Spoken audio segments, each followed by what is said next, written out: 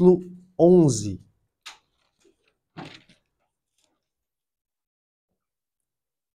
Romanos 11, a partir do verso 33.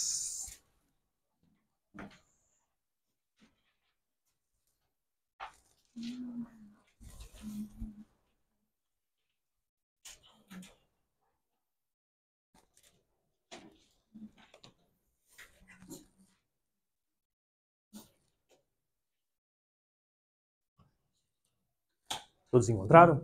Romanos 11, a partir do verso 33. Diz assim a palavra do Senhor: Ó profundidade da riqueza, tanto da sabedoria como do conhecimento de Deus. Quão insondáveis são os seus juízos, e quão inescrutáveis os seus caminhos. Quem, pois, conheceu a mente do Senhor? Ou quem foi o seu conselheiro? Ou quem primeiro deu a ele para que lhe venha a ser restituído? Porque dele, e por meio dele, e para ele são todas as coisas. A ele, pois, a glória eternamente. Amém. Oremos. Amado Deus, Santo Pai, tua igreja se coloca diante da tua palavra para buscar-te, para ouvir a tua santa voz. Que o Senhor possa derramar a tua graça sobre nossas vidas, nos dar uma visão mais ampla do teu reino, da tua glória. Que o Senhor possa tomar mentes e corações cativas em obediência à tua santa palavra, Senhor. E, ó Pai, trazer a nós, ó Pai, temor diante de ti, diante da tua palavra, diante dos teus feitos. E, ó Pai, nos trazer um coração grato por tudo aquilo que o Senhor fez por intermédio do teu Filho Jesus a nós, nos resgatando, nos remindo, nos dando um novo coração e fazendo com que nossa vida, ó Pai, se volte para o princípio que tu determinastes. E nós fomos feitos para ti, para a tua glória. Concede-nos, ó Pai, graça esta noite para falar, ó Pai, da tua glória. Só tu é merecedor de louvor, adoração e glória. Abençoa-nos nessa noite, em nome de Jesus. Amém. Amém, queridos. Hoje nós vamos falar de Soli Deo Gloria, né? É o nosso último sola, antes de nós voltarmos para o livro de Romanos, né? Voltarmos a estudar Romanos. E vamos recapitular o que a gente viu até aqui na questão dos solas, né? Porque o Soli Deo Gloria é o que praticamente une todos os demais solas, né? Eu até falei para vocês que todos os demais, os primeiros solas, convergem em Soli Deo Gloria, né? É o coração dos solas. Lembrando que os solas da Reforma, são as principais ênfases dos reformadores ali na época da Reforma. Nós passamos por sola Escritura, nós vimos o fundamento da autoridade, que é a Escritura. Ela é autoridade por quê? Porque ela é a palavra inspirada de Deus, infalível e inerrante. É ela que nos guia, que nos orienta. Nós vamos falar um pouquinho mais dela hoje. Nós falamos também, se eu não me engano, do Sola Gratia, foi a segunda aula, falando, né, que nós só se voltamos a Deus porque Ele vem até nós, nos toca, nos dá vida novamente. E aí assim, nós cremos naquilo que Ele fez, nós nos despertamos para amar a Deus, para se voltar novamente para Deus, porque os nossos olhos tinham se desviado dele. E Ele nos trouxe novamente a vida para o seu louvor, para o louvor da sua glória. Depois nós falamos do solos Christus, falamos da suficiência obra de Cristo para nos redimir, para nos salvar. Nós não precisamos colocar nada ao lado da obra de Cristo para receber a salvação. A salvação é de graça mediante as obras de Cristo. E ela é acessada, como o próximo solo que a gente falou, mediante a fé. A fé é o veículo que nos leva à salvação. né? E lembrando que a fé não é uma obra meritória humana, né? A fé é um dom de Deus. E toda a obra da redenção redunda em algo, né? Que é o que a gente vai falar hoje, que é o soli deu glória. Somente a Deus a glória. A glória, quem é digno de glória não é o homem, porque o homem, a gente viu que o homem não realizou nada para receber a salvação. Toda a obra da redenção, toda a obra da salvação foi feita por Deus. E é o que a gente vai falar hoje, né? Só lhe deu glória. Glória somente a Deus, né? A gente passou aí por os 4 solas e hoje a gente completa essa série nossa. O só lhe deu glória. O que os reformadores queriam dizer com só lhe deu glória? Somente Deus é digno de louvor e adoração. Nossa vida, nosso culto, deve ser para quem? Para nós mesmos? Não. Para Deus. Somente Ele é digno da nossa adoração, do louvor. Porque nós vamos ver que nós não temos nada, nós não somos nada, nós somos criaturas. Que dependemos em tudo dele. Porque Ele sustenta todas as coisas com a palavra do seu poder. Ele criou todas as coisas para Ele. É por isso que Ele merece todo o nosso louvor, toda a nossa adoração, toda a nossa vida, toda a nossa existência deve ser vivida para Ele. Por isso que o primeiro mandamento qual é? Amar o Senhor sobre o quê? Sobre todas as coisas, né? Com toda a sua força, todo o seu pensamento, todo o seu ser. É para Ele, porque nós fomos feitos para Ele. Hoje eu estava falando com o Senhor no serviço e falei, tudo que está aqui à nossa volta tem um propósito de existir. Tudo. Né? Eu perguntei sobre várias coisas ali, ele deu a resposta, eu falei, mas e agora? E o Senhor? Para o que o Senhor foi criado? Por que o Senhor existe? Ele ficou assim, meio sem responder, soube responder. Eu falei, então, todas as coisas foram feitas com um propósito. O homem também tem o seu propósito. As pessoas buscam aí o sentido da vida, né? Qual é o sentido da vida? Por que eu existo? Por que eu fui criado? Né? Eu falei, para a glória de Deus. Nós sabemos que, mediante o catecismo de Westminster, né, que é o breve catecismo, ele fala qual é o fim principal do homem. Qual é o fim, irmã? A irmã lembra?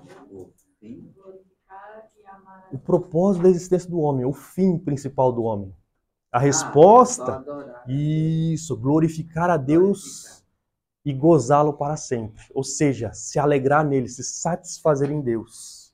Lembra que a gente tem usado Agostinho que o homem, enquanto ele não repousa em Deus, ele permanece inquieto, porque ele vai pular de um amor ao outro e nunca vai encontrar satisfação, porque as coisas não satisfazem.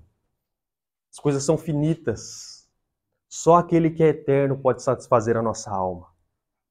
Por isso que, lembra, nós fomos feitos para Deus, para louvar a Deus, para dar glória a Deus. Só que a gente se perdeu no meio do caminho.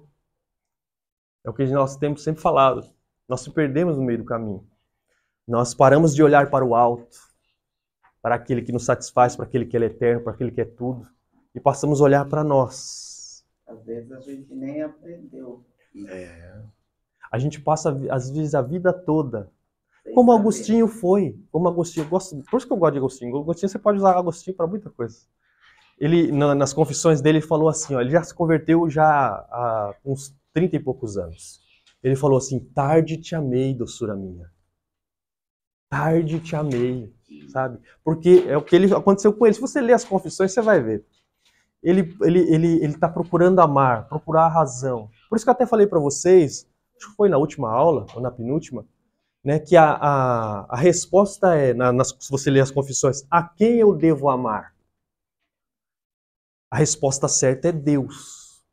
Só que a gente é fadado a dar a resposta errada. A gente fala, o que eu devo amar? A mim mesmo. A minha satisfação, o meu prazer.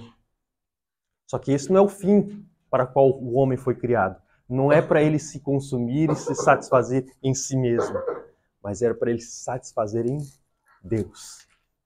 Esse é o propósito da existência. Deus é digno de glória por toda a obra da salvação. O que nós vamos falar? Praticamente a gente vai resumir o que a gente falou até agora na questão dos solas. Romanos 11, do verso 33 a 36 que a gente leu, para você ter ideia, Paulo, nos 11 primeiros capítulos, ele falou da obra da redenção. Falou da perdição da raça humana.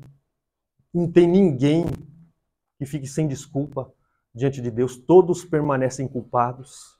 Não importa se é judeu, não importa se é gentil, não importa se não entrou ou não em contato com a lei de Moisés, se conheceu ou não Jesus, todos são culpados. Ninguém tem desculpa diante de Deus. Aí depois, como a gente viu, a partir do capítulo 3, verso 21, Paulo muda, né? Traz a esperança para todos nós. Apresenta Cristo. E mostra que mediante a obra dele, nós somos resgatados para Deus. Nós somos lavados e remidos mediante o quê? A fé. Fé em quem? No Cristo ressurreto. Nosso Senhor Jesus. No capítulo 4, o que ele faz? Ele dá exemplos. É o que a gente estava vendo nas últimas aulas de Romanos. Ele dá exemplos no Antigo Testamento, mostrando lá Abraão e Davi, que eles foram justificados não por aquilo que eles fizeram, mas pela fé que eles depositaram em Deus. No capítulo 5, que logo a gente vai entrar, Paulo ele faz uma comparação entre Adão e Cristo. Ele fala da herança de Adão e a herança que Cristo vai nos dar. No capítulo 6, ele fala da libertação do pecado. O pecado não vai ter mais domínio sobre vocês. Aí no capítulo 7, ele fala da lei, do propósito da lei e da libertação, que a gente não está mais debaixo da lei, mediante Jesus Cristo. No capítulo 8, ele fala da vida no Espírito. Capítulo 9, 10 e 11, ele vai falar do propósito de Israel no plano da redenção e vai falar de eleição. Então, depois de Paulo ter exposto tudo isso, ele não se aguenta mais. Ele irrompe em louvor. Por isso que ele fala, ó profundidade da riqueza. Por que riqueza? Olha a maravilha que Deus fez por nós. A obra da redenção. Por isso que você vê aqui, ó profundidade da riqueza, tanto da sabedoria como do conhecimento de Deus. Quão insondáveis são os seus juízos e quão inescrutáveis os seus caminhos. Porque olha só como Deus, gente, nos resgatou. Foi mediante uma cruz. Seu filho pendurado no madeiro. Para aquela época, o que era a cruz naquela época? Para os judeus era o quê? Era uma vergonha, não era? Para o gentil era o quê? Para o grego? Era loucura. Por que para o judeu era um escândalo a cruz? Você está falando que o meu Messias morreu numa cruz? Ele foi pendurado no madeiro? Não, na minha escritura fala que todo aquele que é pendurado no madeiro é maldito de Deus. Então ele não é meu Messias. O grego, a gente já até falou sobre isso, a questão lá do voltar-se para a matéria. A matéria é má. Como? Você está falando que um homem ressuscitou? Ele voltou para essa carne aqui que é má? Quando a pessoa morre, ele se liberta dessa carne aqui má. E ele voltou para a carne? Não. Você é louco, você é doido, você é louco. Por isso que Paulo foi interrompido na pregação dele em Atenas. Mas lá em Coríntios, ele fala da sabedoria da cruz. Que os sábios desse mundo não entenderam os feitos de Deus. Na fraqueza, nós vemos o poder de Deus, a força de Deus. Na humilhação, nós vemos a glória, mediante a cruz. É fantástico. É fantástico. O Lutero falava disso sobre a questão do paradoxo. Ele gostava de paradoxo. Por isso que ele fala, ninguém pode ser teólogo se não conhecer Deus na humilhação e na vergonha, mediante a cruz. Por isso que ele até falava do teólogo da glória. Ele não gosta dessas coisas. Ele quer coisas gloriosas. Mas Deus é encontrado na fraqueza, na vergonha, na cruz, na vergonha da cruz. Então, por isso que Paulo fala aqui, quão inescrutáveis são os seus caminhos. A mente humana não consegue entender os caminhos de Deus. Quem, pois, conheceu a mente do Senhor? Ele pergunta. Ou quem foi o seu conselheiro? Quem é que deu conselho para Deus? Para falar, isso aqui é melhor, ou isso aqui não, Senhor. Quem foi isso? Quem fez isso? Ou quem primeiro deu a ele para que venha a ser restituído? Aí Paulo termina, porque dele, e por meio dele, e para ele são todas as coisas. Deus fez todas as coisas para a sua glória, gente. Por isso que Paulo fala, a ele, pois a glória eternamente. Amém. Deus ele é digno, porque ele realizou todas as coisas. Primeiro, Deus é digno por quê? Ele realizou o quê? Ele criou, ele nos criou. Ele criou todas as coisas para a sua glória. Por isso que ele merece honra e glória. Segundo, ele realizou toda a obra da salvação. Nós não contribuímos em nada. Aqui até já falei sobre isso. A teologia católica romana, na época da Reforma e até hoje, ela concentrava a salvação aonde? Nós falamos várias e várias vezes aqui, na potencialidade do ser humano, do indivíduo. Né? Após receber a graça, como a gente viu, o indivíduo, através dos meios que a igreja fornecia, nós falamos dos sacramentos, das indulgências, das peregrinações, das venerações da relíquia, dos santos, né? Esse indivíduo poderia gradativamente ir se tornando cada vez mais o quê? Mais justo. Né? Assim, ao fim da vida, seria contado os seus feitos e ver se tinha mérito suficiente para entrar no céu. Então, a Igreja Católica Romana ela falava que o homem tinha a potencialidade de se tornar justo, de ganhar a salvação mediante aquilo que ela faz. A gente chama isso de sinergismo. Né? A visão católica romana quanto à salvação era de sinergismo. O que é sinergismo? É trabalhar junto. Deus faz a parte dele e eu faço a minha. Assim eu ganho a salvação. Deus começou a obra e eu termino ela mediante aquilo que eu faço. Né? Sinergismo é a concepção de que se coopera com Deus a fim de obter a salvação. Deus faz sua parte, nós fazemos a nossa. Essa era a concepção da Igreja Católica Romana. Nós trabalhamos para a salvação. Nós trabalhamos com Deus. Na visão dos reformadores, e essa concepção, praticamente, de sinergismo, ela tira a glória de Deus. Certa vez eu falei para vocês que o que o ser humano tenta, quando ele fala assim, não, é fé mais alguma coisa que eu faço, ele está procurando espaço para mérito. É para chegar diante de Deus naquele último dia e falar assim, ó, não, eu estou aqui por causa do meu braço. Eu estou aqui porque eu fiz, porque eu fui para a igreja, porque...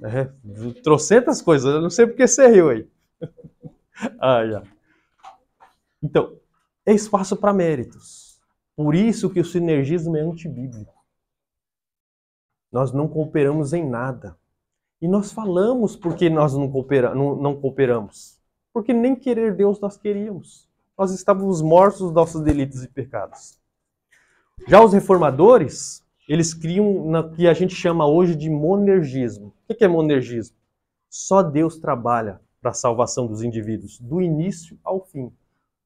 A pessoa ela só se converte, ela só procura Deus, só se volta os seus olhos para Deus, porque Deus primeiro veio a ela. Eu queria achar uma foto, eu não achei essa foto dessa imagem, que é um pombo pousando na mão de um esqueleto e dando vida a ele. Foi isso que aconteceu conosco. Quando Deus veio, através do seu Espírito, nos tocou, como nós falamos, nós vivemos. Nós se voltamos para Deus. Lembra que eu falei para vocês? Nós perdemos o foco de Deus e voltamos o olhar para nós mesmos. Só que a partir do momento em que Deus vem em nosso intermédio, nos dá vida novamente, nós voltamos nossos olhos para aquele a qual nós tínhamos perdido, nosso Senhor. E como a gente falou, nós falamos do sola escritura, vocês lembram, né? Autoridade. Através da escritura, gente, Deus ele se revelou a nós. Deus mostrou a sua graça, a sua agência na história. Tudo o que ele fez. E a gente só crê por quê? A gente só tem fé por quê? Porque quando a gente ouviu o que é a palavra, não é verdade? Lá em Romanos 10:10, se não me engano, fala assim que a fé vem do ouvir. Do ouvir da palavra de quem? Da minha? Da nossa? Não, da palavra de Deus. É através de quando a gente entra em contato com o Evangelho, com a palavra do Senhor, que nós vimos a fé. E a Escritura é o meio pelo qual Deus usa para nos mostrar seus feitos, mostrar suas obras, nos cativar e nos trazer de volta para Ele. Por isso que a palavra é importante. Deus se deu a conhecer mediante a Escritura. Nela está registrado os atos de Deus, a sua intervenção, o qual faz todas as coisas segundo o conselho de sua vontade, para o louvor de sua glória. Por que Deus precisou agir? Por que foi necessário Deus intervir na história, na nossa direção? A Escritura fala do nosso estado, não fala? Por isso que é importante a Escritura. A Escritura mostra o nosso estado diante de Deus. E não é um estado bom. Não é um estado que deveria ser, como deveria ser as coisas. Nós estamos perdidos. Para falar disso hoje, eu trouxe uma ilustração aqui. Não sei se vocês já ouviram falar da história de Narciso. Já ouviu já? Narciso? Já ouviu, irmã? Narciso? Isso. É um mito grego. Narciso, ele era um rapaz de uma beleza exuberante. E ele se apaixonou por si mesmo. E ele lá, como está ali na imagem, né? Ele ia até o lago e ali observava a sua imagem, ficava contemplando a sua imagem. Para falar dele, só que eu não vou falar do mito totalmente de Narciso. Eu vou trazer uma outra interpretação na questão de Narciso. Oscar Wilde, se não me engano, ele recontou o mito de Narciso de uma forma diferente. Ele falou do lago. O lago, ele chora a partir de Narciso. E as deusas do bosque vão lá consolar o lago, porque as suas águas doces se tornaram em águas salobres, uma água, porque foi derramada ali lágrimas salgadas. Né? Por que choras, ó lago? Perguntaram ela. Eu choro por causa da partida de Narciso. Mas por que tu choras por ele? Tu não sabes que toda vez que ele se debruçava sobre suas margens, não era para te ver, para te contemplar, mas ele estava ali para contemplar a si mesmo, porque ele amava a si mesmo. E ele era belo. Aí o lago pergunta, como assim era belo? Ele era belo? Ué, tu não sabes? Nós buscávamos por ele, mas ele nos rejeitava. Só que ele se debruçava sobre suas margens. Você poderia contemplar a beleza dele. Tu deverias dizer sobre isso, né? Da beleza dele. E o lago perguntou, o Narciso era belo. Mas eu amava Narciso. Porque toda vez que Narciso se debruçava sobre minhas margens, eu via no brilho dos seus olhos as minhas margens. Ou seja, o lago também era narcisista. Porque só naquele momento de dia, quando ele olhava para os olhos de Narciso, via suas próprias margens. Era o único momento do dia que ele podia fazer isso. Por isso que ele amava Narciso. Então, esse é o ponto. Mas todos nós, estava até falando com a minha esposa, a irmã Tuane ali, todos nós somos narcisistas. Todos nós. Depois da queda de Adão, nós, como eu falei para vocês, nós perdemos o olhar do Senhor. E se voltamos para nós. Eu acho que nem sei se eu escrevi aqui. Todos somos narcisistas. Nossos olhos se desviaram do Criador, se obscureceram e passamos a olhar para si. Se encantamos consigo mesmo. A única voz que almejamos ouvir é a nossa própria. E procuramos satisfazer o nosso eu, pois amamos mais a nossa carne do que a Deus e ao próximo. É isso que aconteceu com o homem depois da queda de Adão. O homem foi criado para Deus. Depois do advento do pecado, ele não quer mais Deus. Ele é o seu próprio Deus. Como Paulo fala, o seu Deus é o seu ventre. Ou seja, é a sua satisfação, é o que o seu coração deseja, anseia. Então nós perdemos a vista de Deus. O homem caiu, desobedeceu, transgrediu, se rebelou, como a gente tem sempre falado. E Deus poderia ter extirpado o homem da existência. É o que a gente faz, não é? Quando algo dá errado, quando uma obra nossa dá errado, o que nós faz? Amassa, joga fora. Vamos fazer de novo, começa do zero. Mas Deus não fez isso. A gente vê o que na Bíblia? A graça. Até falei com a irmã Aline esses tempos atrás sobre a graça, né? Você entende um pouquinho a graça, você vai ler a Bíblia de novo, você fala, meu Deus, isso aí é graça. É graça do começo ao fim. Deus poderia ter acabado com Adão ali, irmã, depois que ele pecou. Só que você vê Deus falando com o homem caído. Dando promessas. Lá no Éden tem o proto-evangelho, ele prometendo Jesus já. Que iria resgatar os seus. Então, dali a gente vê a graça de Deus.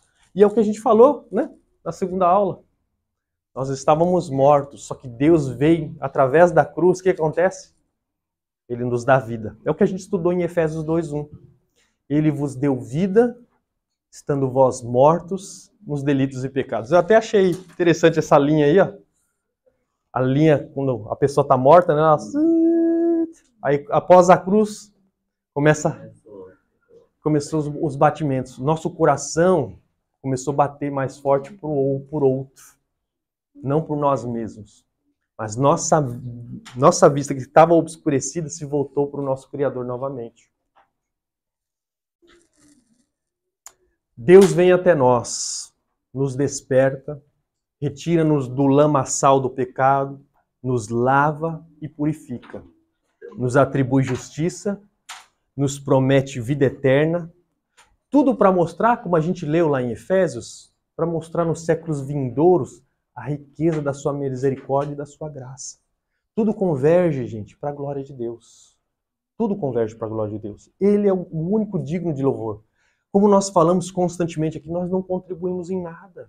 A salvação do princípio ao fim é uma obra de Deus, não é nossa. Nós não realizamos nada. Eu até falei para vocês que a gente só ergue a mão como um mendigo e recebe a dádiva do Criador.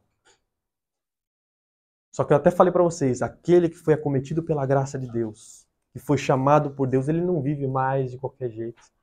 Ele não quer viver para si, mas ele quer viver para outro. Aquele que o resgatou, aquele que o criou. É por isso que é tão maravilhoso aquela pergunta e resposta do Catecismo de Heidelberg. Eu sempre gosto dela, eu sempre fico vendo ela, né? Qual é o seu único consolo na vida e na morte? O meu único consolo na vida e na morte é saber que eu pertenço a Deus. Tanto na vida quanto na morte, eu pertenço ao meu fiel Salvador Jesus Cristo. Ele lavou, ele me purificou de todo o mal, de todo o meu pecado. Né? É fantástico, é fantástico. O nosso prazer está em Deus. Foi voltado para Deus. John Piper ele diz que Deus ele é mais glorificado quando nós estamos mais satisfeitos nele. Quando nós temos plena satisfação no nosso Criador, nós o glorificamos mais. Porque todo o nosso ser, quando a gente está satisfeito com algo, né, parece que todo o nosso ser se volta para Deus. É por isso que Deus John Piper fala, né? Deus ele é mais glorificado quando nós estamos mais satisfeitos nele. Por isso que a gente tem que buscar satisfação em Deus. Completude e plenitude em Deus. Quanto mais a gente busca, mais se aproxima de Deus, mais nós se tornamos plenamente satisfeitos. Mais a gente volta para aquele estado em qual nós não deveríamos ter saído quando Adão estava no Éden. Segunda, a vida para a glória de Deus. É o que eu queria falar para vocês. Né? Que a visão dos reformadores era essa. Deus ele merece honra e glória porque ele criou, ele nos salvou. A partir do momento que nós se convertemos, toda a nossa vida tem que ser voltada para ele. Toda ela. Porque, eu não sei se eu coloquei aqui, como eu não acabei não terminando o slide, é que a Igreja Católica ela fazia aquela questão de sagrado e profano. Todas as coisas que são feitas para a Igreja é sagrado. O seu trabalho, a sua vida secular é profano. Né? E a Reforma acabou com isso. Né? Tudo é para a glória de Deus. Tudo é feito para a glória de Deus. Só que nós não vivemos para a glória de Deus. E eu lembrando disso, eu lembrei desse livro aí, é o Grande Teatro del Mundo, ou o Grande Teatro do Mundo, né? Foi escrito por Pedro Calderón de la Barca. Nesse livro, ele é um metateatro.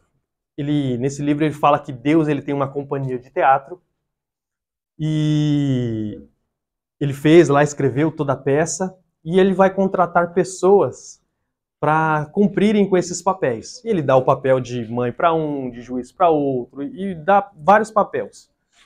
Aí para uma pessoa que ela era, vamos dizer assim, profissional, né? Sempre tinha os melhores papéis, Deus dá o papel de pobre. E ele acha ruim. Poxa, eu poderia fazer um papel melhor.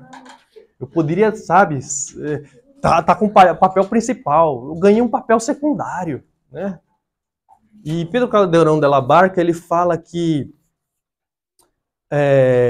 um verdadeiro, como é que fala, intérprete, ele não precisa de um papel de destaque. Para o dono do teatro ou o autor se satisfazer, ele quer que o personagem siga à risca aquilo que ele escreveu. E é interessante que Deus, ele é o único espectador, praticamente. Nós vivemos nesse teatro do mundo, feito por Deus. E é uma metáfora, de fato, o mundo é um grande teatro, um teatro de Deus, em que cada um recebe seus papéis. E a nossa função é cumprir com os papéis designados que Deus nos deu. Só que nós não queremos cumprir com nossos papéis. Só que quando a gente cumpre com o nosso papel dado por Deus, nós glorificamos a Deus, nós agradamos o dono do teatro ou o dono que compôs a peça. Temos um papel designado para ser exercido. Somente sendo fiel ao papel designado agradaremos ao autor. Por que eu estou falando isso? Porque, que nem essa questão do sagrado e o profano que os reformadores quebraram. Só aquilo que era voltado para a igreja era sagrado. Lá fora, o seu papel que você designa lá fora é profano.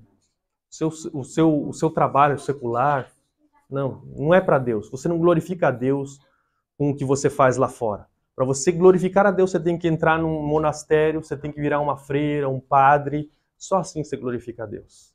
Só que a reforma quebrou com isso. Se não me engano, eu coloquei aqui. Portanto, quer comais, quer bebais, quer façais qualquer outra coisa, fazei para a glória de Deus. Certa vez um sapateiro ele perguntou para Lutero, né? Como é que eu posso servir melhor a Deus? Servir a Deus, glorificar a Deus. Né? Se Lutero ainda fosse um católico, ele ia falar assim, ó, larga tudo e entra no monastério. Vira padre. Entra para a ordem religiosa. Só que Lutero ele entendeu que tudo é para a glória de Deus. Como a gente leu ali, quer comais, quer bebais, quer façais qualquer outra coisa, fazei para a glória de Deus. Então tudo é para a glória de Deus. Sua profissão é para a glória de Deus. Você ser uma dona de casa é para a glória de Deus. Você tem uma função aí no seu trabalho, você ser mãe, você ser pai, qualquer função que você pratique nessa terra é para a glória de Deus. E outra, eu não coloquei no slide, mas é um dom dado por Deus para você beneficiar o próximo. O que Lutero fala para esse sapateiro? Né? Ele, em vez dele falar, vira padre? Não. Ele faça um sapato bom, né? Faça um bom sapato, venda a um preço justo, assim você está glorificando a Deus. Está louvando a Deus. Então, a gente louva, glorifica a Deus com aquilo que a gente faz na nossa vida. Não é só você virar um pastor ou trabalhar na igreja, gente, que você vai glorificar a Deus. Nós glorificamos a Deus com todo o nosso ser, com todas as nossas funções. Porque tudo é para a glória de Deus. Eu também não coloquei no slide, estou lembrando aqui agora, Lutero ele falava da máscara de Deus. Eu já falei para vocês da máscara de Deus, se não me engano, para a Jana, não foi? O que é a máscara de Deus? Quando Lutero fala da máscara de Deus, ele está falando da vocação da pessoa, o seu trabalho, o dom que foi concedido por Deus a você. Você ser uma boa dona de casa, um bom médico, um bom juiz. Pensa aí nas funções aí que tem no mundo. Né? Todas elas foram dadas por Deus. É dom de Deus. E Deus deu esses dons às pessoas para que elas trabalhem em benefício dos outros. Esse é um meio, através da sua função, Deus abençoa as pessoas. Por exemplo, um médico. Deus dá conhecimento e entendimento ao médico para que ele conheça o quê? Fórmulas para promover o quê? Cura de algumas doenças e por aí vai. Por isso que a gente fala, tudo é graça de Deus. É um dom de Deus. E esse dom não é que, eu gosto muito de falar de paideia, a paideia grega, que é a educação grega, que os cristãos tomaram na Idade Média, é a questão que você não vai estudar, buscar a excelência naquilo que você faz para se consumir, mas você vai fazer para se doar. Você vai se doar para a polis, para a cidade. Então tudo que você aprende não é para você. Porque hoje, o ruim que hoje é aquela coisa, né? A gente faz uma faculdade, pós-graduação, doutorado, para quê? Para a gente ter um cargo maior em alguma empresa e ganhar mais dinheiro. Só que não o pensamento antigo não era assim. Você vai buscar excelência para falar com ela. Os puritanos, né? Os puritanos. É o corandeu. É o corandeu. E nós vivemos diante da face do Senhor, diante de Deus. Toda a nossa vida é diante de Deus. Então tudo é para a glória de Deus. A minha função na política, na escola como professor, na polícia, seja em qualquer função, é para a glória de Deus. Não tem essa de sagrado e profano. Todas as coisas são para Deus. Por isso que toda a nossa existência, todo o nosso ser tem que ser voltado para Deus, porque Ele é digno de glória. Ele é o Criador, Ele é o autor da salvação, Ele é aquele que nos dá nossos dons para que a gente, né, beneficie os demais. E tudo isso converge para a glória de Deus. Por isso que eu até falei para vocês outra hora, né, que todo benefício não, toda ação de Deus em nossa direção é graça. Seja ela benéfica ou não, né? Os dons também estão incluídos, o mal está incluído, porque tudo converge no fim para a glória de Deus. Que nem a questão da queda. A gente pergunta, a gente lida com o problema do mal. Por que Deus caiu? Como a gente leu em Anselmo, por que Adão não nos preservou? Pois foi vontade de Deus. Porque Deus olhou no corredor da história, porque Ele conduz a história, porque Ele é soberano e controla todas as coisas através da palavra do seu poder, e Ele sustenta todas elas. Ele viu que no final fechava com mais glória para Ele. Ele viu que o seu povo, que foi redimido, iria glorificá-lo. E saiba, gente, Deus não precisa de nós. Deus não precisa da nossa adoração. Deus é autossuficiente, autoexistente. Quando a gente estuda o ser de Deus, a gente fala, para que o Senhor nos criou? Por que o Senhor não precisa da minha adoração? Só que Deus criou para o louvor da sua glória. Por isso que a Bíblia fala, quer comais, quer bebais, quer façais qualquer outra coisa, qualquer outra atividade, faça para a glória de Deus. Não faça para si. Por isso que a gente até falou outra hora, né, que até a lavoura do ímpio, o que é a lavoura do ímpio? O trabalho dele, ele realiza de maneira justa, honesta, é pecado. Por quê? Não é pecado? Poxa, porque não é feito para Deus. Para Deus. Até quando às vezes eu falo com outras pessoas assim, você já cumpriu o primeiro mandamento?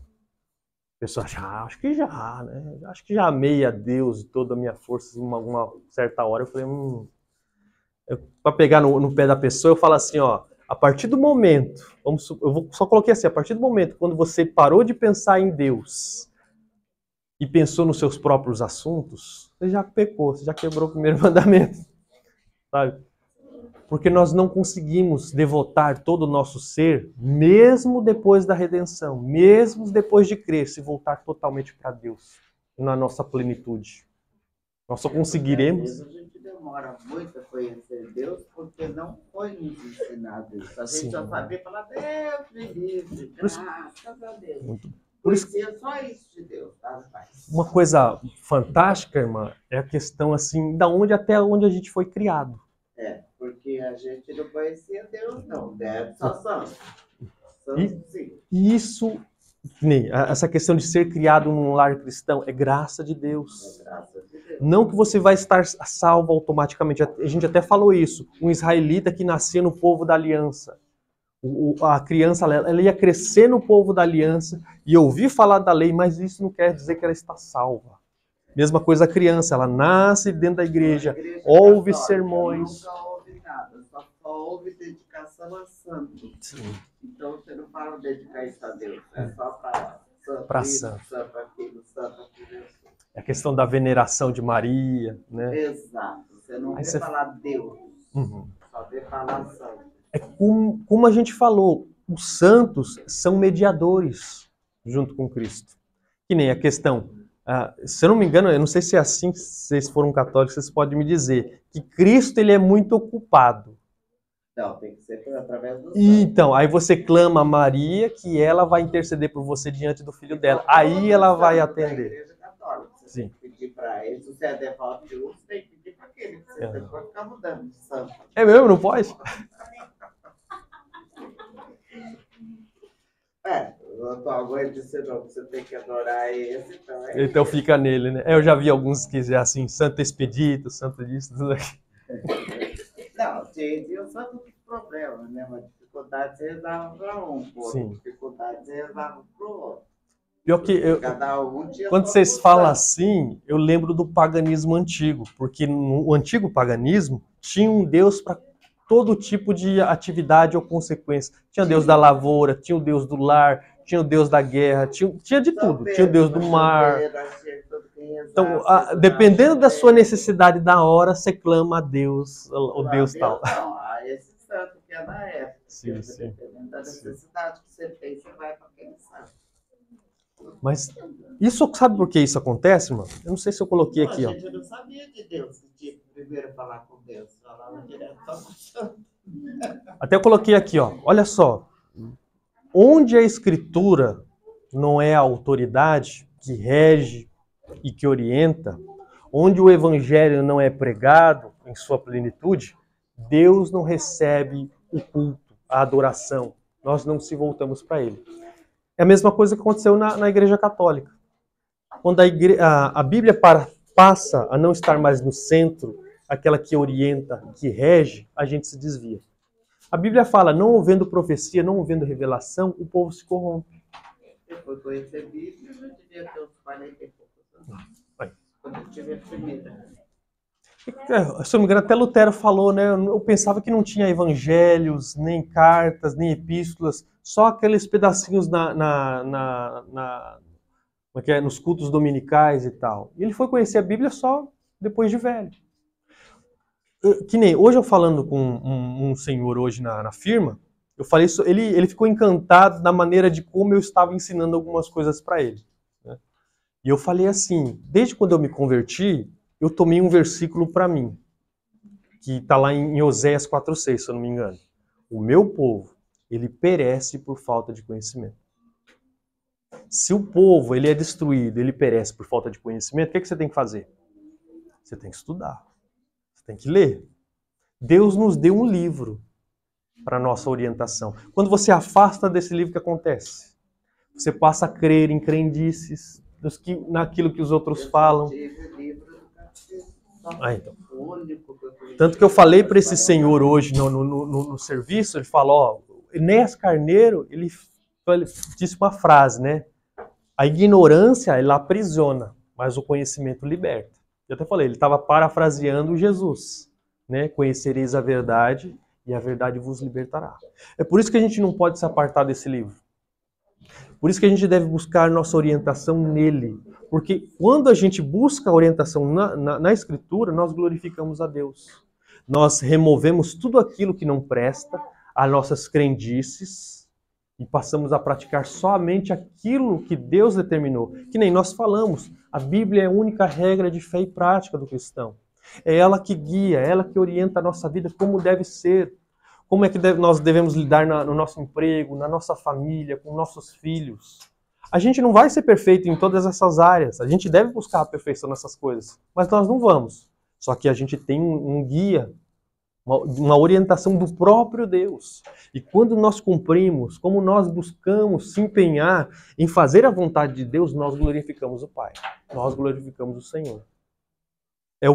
Se você olhar para a vida de Jesus, a vida inteira de Jesus foi uma vida de obediência, querendo fazer a vontade do Pai.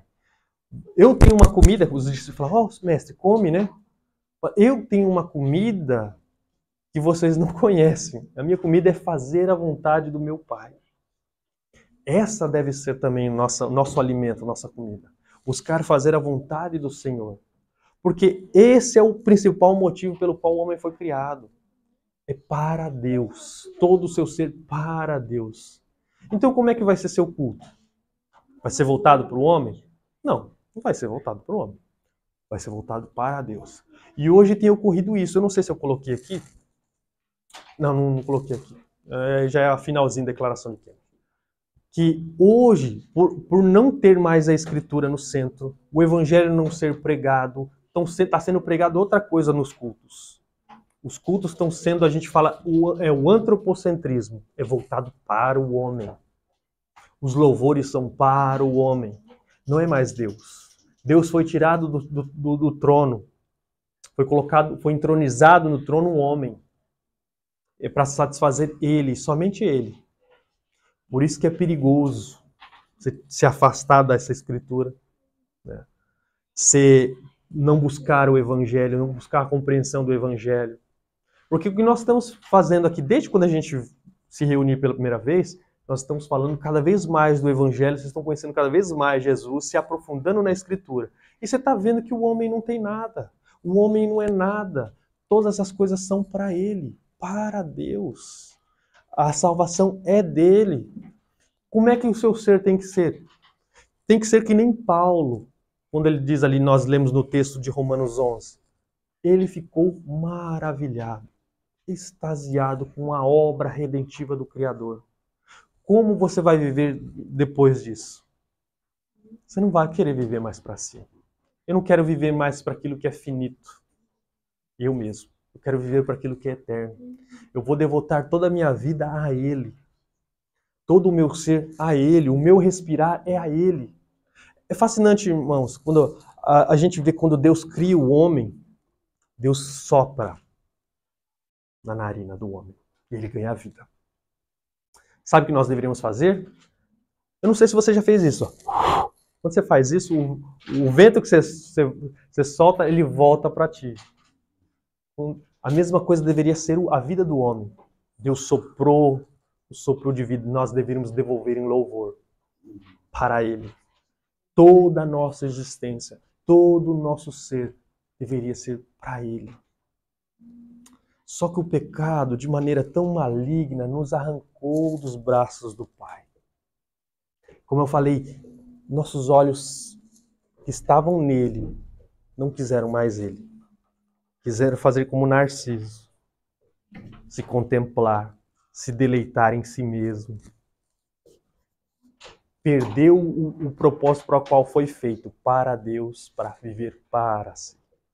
Por isso que é tão terrível o pecado e vocês devem fugir do pecado, lutar contra o pecado. Porque o pecado, como nós temos falado tantas e tantas vezes, é rebelião contra o nosso Criador. O pecado é aquele que te separa de Deus. Eu lembrando agora da pregação da irmã Aline com as crianças no seu discipulado, que ela mandou para mim, fantástico. Ela lembrou de um versículo lá, em Isaías, né? Que eis que a mão do Senhor não está encolhida para que não possa salvar, nem o seu ouvido agravado para que não possa ouvir. Mas os vossos pecados fazem separação entre vós e o vosso Deus, e cobrem o rosto de vós para que vocês não vejam, e tapa seus ouvidos para que não vos ouçam. É isso que o pecado fez com nós. Como eu falei certa vez, nós podemos colocar uma barreira entre nós e Deus, com o nosso pecado. A gente pode colocar essa barreira, mas a gente não pode remover ela. Nós não temos força. É Deus que vem e remove ela. É Deus que vem e nos dá vida. Eu gosto de Ezequiel, o vale de ossos secos. Aquela lá é a representação da nossa vida. Somos nós. Nós éramos como aqueles ossos sequíssimos naquele deserto.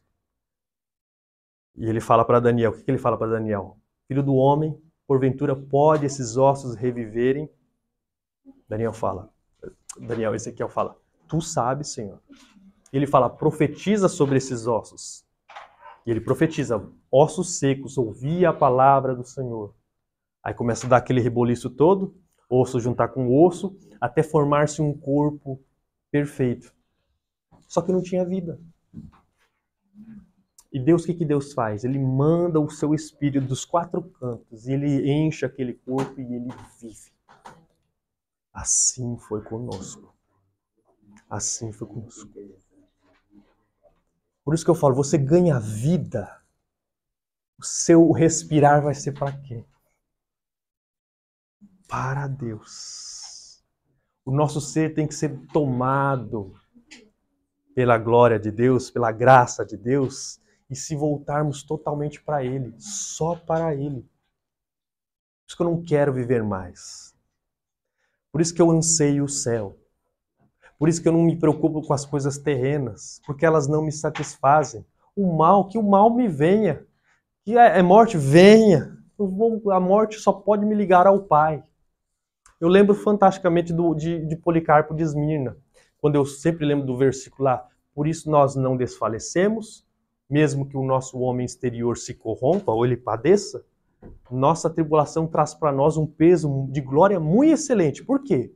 Porque a gente não atenta para as coisas que se veem, mas a gente se atenta para as coisas que não se veem.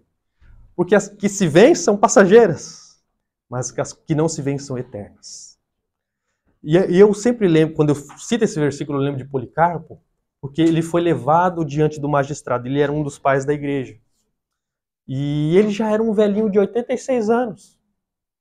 Aí o magistrado chegou assim, seu Policarpo, que mal há em queimar um pouquinho de incenso ali na estátua de César? Que mal há? Né? Negar o Cristo e adorar o César. Ele olhou assim, meu filho, você acha que você pode me dissuadir fingindo não saber quem eu sou? Eu vou dizer quem eu sou. Eu sou cristão. E para mim, é impossível uma conversão para pior.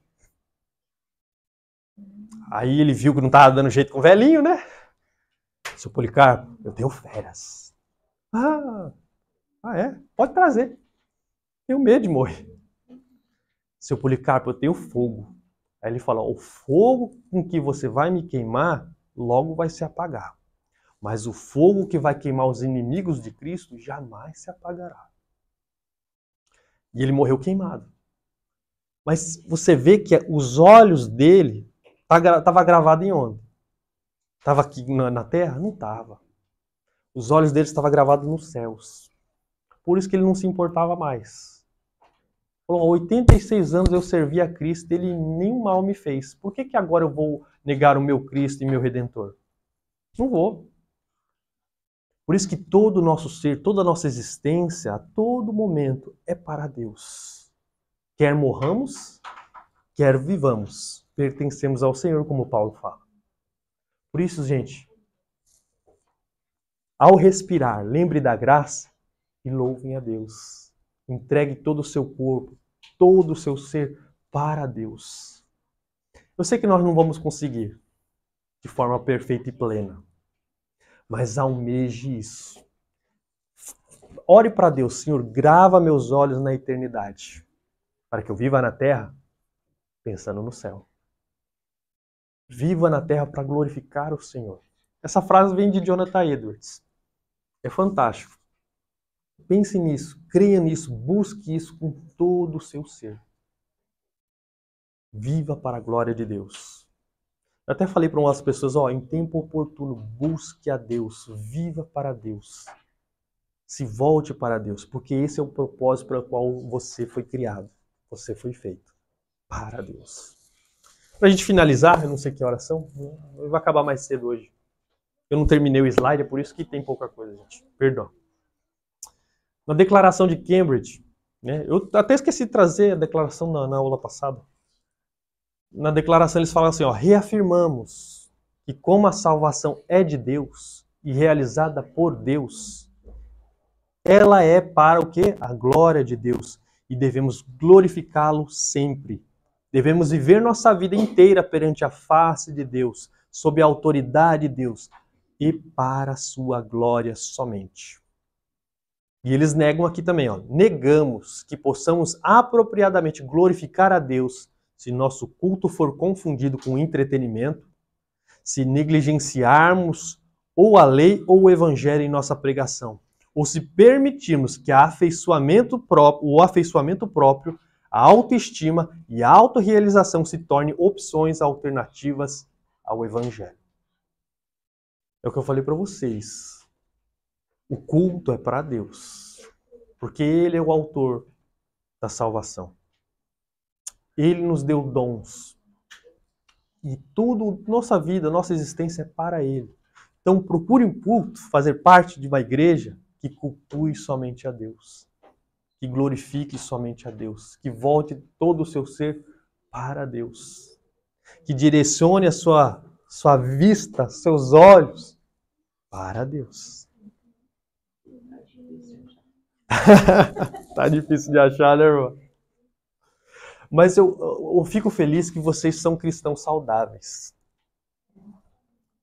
A gente, que nem eu, até esse tempo atrás estava dando aula para as duas irmãs ali atrás, né? E eu vi elas conversando entre si ali assim, eu fiquei maravilhado. Por quê? Da forma que elas conversavam sobre a palavra de Deus, eu fiquei encantado. Eu falei assim, ó, eu vejo a imagem de Cristo em vocês. Porque nós estamos sendo formados à imagem de Jesus. Dia após dia nós crescemos à imagem do Mestre. E cada vez mais nós se parecemos mais com Jesus. Né? Nós não vamos ser perfeitos, mas nós se parecemos. Aí por isso que eu falei, quando eu olho para vocês, eu vejo cristãos saudáveis, que querem a palavra, que têm sede de Deus, que buscam Deus, que gostam de falar sobre Deus, sobre as coisas da Bíblia, da Escritura. Isso é maravilhoso. E a gente não encontra isso em qualquer crente. Se é que é crente.